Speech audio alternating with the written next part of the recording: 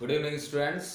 Now we continue our chapter 7 विद्युत धारा के चुंबकीय प्रभाव। और आज का हमारा टॉपिक है धारा मापी का अमीटर में रूपांतरण। सबसे पहले हम इस चीज को समझ लें कि अमीटर होता क्या है। अगर हम अमीटर की बात करते हैं तो अमीटर एक ऐसी युक्ति है जिसकी सहायता से परिपथ में प्रवाहित होने वाली धारा का मान ज्ञात किया जाता है। अगर अमीटर के हम संयोजन पे जाते हैं कि अमीटर को परिपथ में कैसे लगाया जाता है, तो अमीटर को परिपथ में सदैव श्रेणी क्रम में लगाया जाता है। और श्रेणी क्रम में लगाने का कारण यह है कि उस अमीटर से संपूर्ण धारा प्रवाहित हो। जैसे ये कोई सर्किट है और इस सर्किट के अंदर यहाँ एक कोई अमीटर कनेक्टेड है, तो यहाँ से जब कोई धारा गुजरेगी, इसमें से परिपथ से जब कोई धारा गुजरेगी तो ये पूरी धारा अमीटर में से क्रॉस होगी और ये अमीटर पूरी धारा का मापन कर लेगा। तो किसी भी विद्युत परिपथ में अमीटर को हम श्रेणी क्रम में संयोजित करते हैं। किसी आदर्श अमीटर की अगर हम बात करते हैं तो किसी आदर्श अमीटर का प्रतिरोध शून्य होता है, क्योंकि प्रतिरोध शून्य होने से ही उसमें से अधिकतम धारा प्रवाहित होगी। ठीक है, तो अब जो हम बात कर रहे हैं धारा मापी से अमीटर बनाया कैसे जाता है, तो धारा मापी से अमीटर बनाने के लिए हम एक अल्प प्रतिरोध तार को धारा मापी के समानांतर क्रम में जोड़ देते हैं। इस अल्प प्रतिरोध तार को हम शंट कहते हैं। तो धारा मापी का अमीटर में रूपांतरण करने के लिए हम एक अल्प प्रतिरोध तार को धारा मापी के समानांतर क्रम में जोड़ते हैं, जिसे शंट कहते हैं। तो यहाँ पर यह आपका धारा मापी है और ये इसके समानांतर क्रम में हमने एक अल्प प्रतिरोध तार को जोड़ दिया, जिसे हमने क्या नाम दिया, शंट। ठीक है, अब यहां से हम धारा प्रवाहित करते हैं I। तो ये I धारा जो गैल्वेनोमीटर की तरफ जाएगी वो तो Ig, और शंट की तरफ जाएगी जो I माइनस Ig। तो यहां तो गई धारा Ig और ऊपर कौन सी धारा गई, I माइनस Ig, जिसे हम Is कहते हैं। ठीक है, ये धारा यहां से क्रॉस हुई और यहां निकल गई। ठीक, अब यहां पर हम ये कहते हैं कि अगर हम पहले इस संयोजन का तुल्य प्रतिरोध निकालें, तो तुल्य प्रतिरोध जब हम इस संयोजन का निकालते हैं तो हम देख रहे हैं यहाँ पर कि ये दोनों प्रतिरोध समानांतर क्रम में है। तो समांतर क्रम में जब हम तुल्य प्रतिरोध की बात करते हैं तो R इक्विवेलेंट इक्वल्स टू होता है 1/s प्लस 1/g। यही होता है, R equivalent equals to 1/s plus 1/g। तो यहाँ जब हम इसे सॉल्व करते हैं तो s plus g upon gs। तो जब यहाँ से हम R इक्विवेलेंट की वैल्यू निकालते हैं तो R इक्विवेलेंट इक्वल्स टू होता है gs upon s plus g।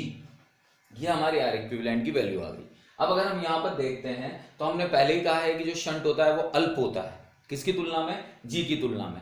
तो G प्रतिरोध S की तुलना में उच्च है, तो हम लिखते हैं चूंकि G is very very greater than S। तो यहाँ पर फिर हम S को क्या मान लेते हैं, नगण्य, किसकी तुलना में, G की तुलना में। तो अब आपका R इक्विवेलेंट इक्वल्स टू क्या बचा है यहाँ पर, GS अपॉन G।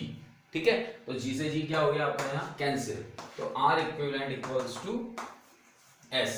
इसका मतलब इस संयोजन का तुल्य प्रतिरोध शंट के प्रतिरोध के बराबर होता है। ठीक है, अब यहाँ पर जो धारा प्रवाहित हो रही है Ig, जो गैल्वेनोमीटर में धारा जा रही है, इसका मान हमें ज्ञात करना है। ठीक, तो इसका मान ज्ञात करने के लिए हम क्या देखते हैं यहाँ पर कि ये दोनों समानांतर क्रम में है और समांतर क्रम में विभव का मान क्या रहता है, समान रहता है। तो यहाँ ओम का नियम हम लगाते हैं।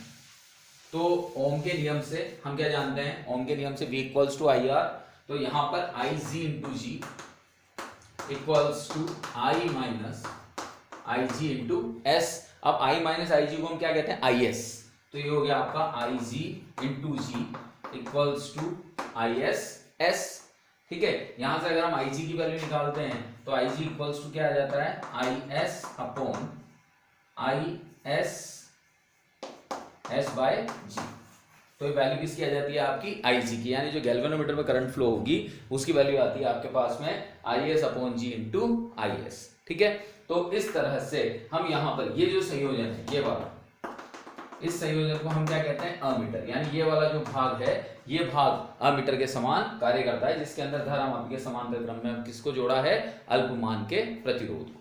ठीक है, तो इस प्रकार से हम धारा मापी का किसमें रूपांतरण कर देते हैं, अमीटर में रूपांतरण कर देते हैं। अब जो हमारा नेक्स्ट टॉपिक है वो नेक्स्ट टॉपिक है धारा मापी का वोल्ट मीटर में रूपांतरण।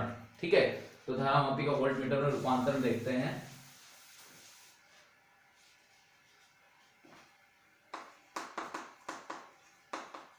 वोल्ट मीटर होता क्या है, किन्हीं दो बिंदुओं के मध्य विभव मापन की युक्ति को हम वोल्ट मीटर कहते हैं।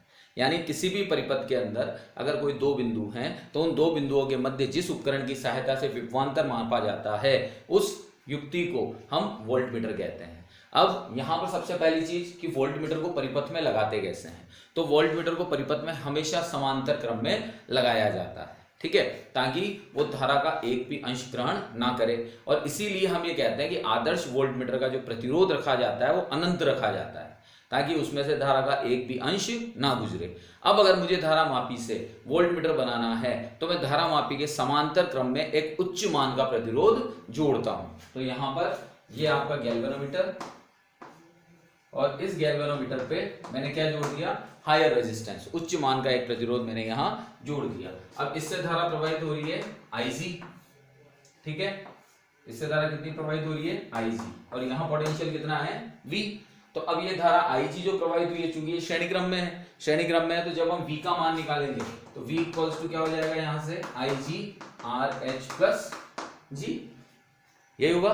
तो V equals to Ig RH plus G, क्योंकि ये Ig धारा श्रेणी क्रम में होने की वजह से दोनों में से प्रवाहित होगी।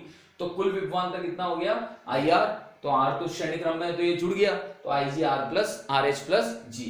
यहां से V upon Ig equals to RH plus G। तो यहां से अगर हम RH का मान निकालते हैं तो RH का मान क्या निकलता है, यहां से V upon Ig minus G। तो ये आपके उच्च प्रतिरोध का मान यहां पर हमें प्राप्त हो गया, ठीक है।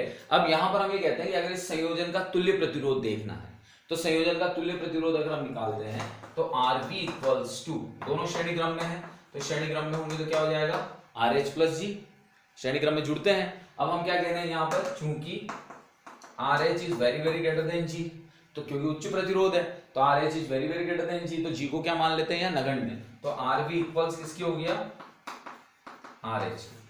तो इसका मतलब ये हो गया कि जो वोल्टमीटर का प्रतिरोध है वो वोल्टमीटर का प्रतिरोध उच्च प्रतिरोध के तुल्य होता है, ठीक है।